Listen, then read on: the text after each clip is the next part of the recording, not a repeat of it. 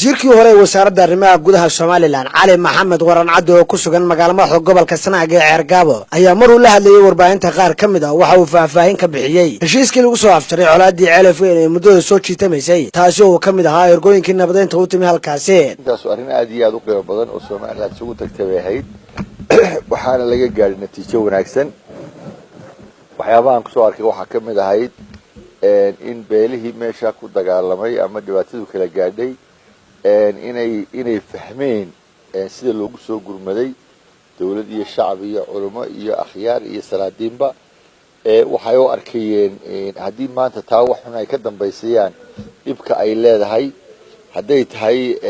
in la isugu tegayo oo reerka dambe wax dambe sameeya maraqiisa la cabayo Soomaaliland dib isugu tegayso hadday ogaadeen ragga halka maraya karaamada leh hadday soo jalaacaan waxba ka hadheeno haddii bay kuurooyi karaamadooda ay ka baqanayeen waxaanu aragnay ummad runtii markiiba wixii la doonayay aqbashay wixii lagu xukumay aqbashay wixii lagu xukumay markiiba qaadatay iyagana waan ugu hambalyeynaya wax kasta oo dhibaato u geysteenba tii shalayto halkii kaga dhawaaqay waxay arrin aad iyo aad u qiimo badan gobolku inaanu xumayn oo gobol wanaagsan waxaanu ku garanay waxa ka dhashay in la yiraahdo jaamac ninkii dadkiisii ay meesha ku dhinteen yiri waxaan siistay nabadda Soomaaliland iyo nabadda gobolka muxuu ahaayay Sanaag kuwaas ay ka dhashay marka intii reer duldulka leeyahay ku arkay bergidi ku awal badad wanaagsan ahaa haddana taasuna waxa sii muujisay weliba hoosta ka nooshiin taasuna diidiila balaaran bay keentay ninkan in Soomaaliland muxuu ahaayay ay ku qiimayso gobonimada iyo geesinimada qaar baa u yaqaan marka wax la dilo laakiin geesinimadu waa samirka iyo inaad qaato waxaan umadu qaadan karin siyaasi Cali Maxamed Waran Cado oo hadalkiisa sii wata ayaa bulshada gobolka Sanaag ugu baaqay inay si guud uga wada shaqeeyaan arrimaha xoojin kara nabadda waxaana loo baahan yahay beelaha kale ee gobolka ku nool ee reer Soomaaliland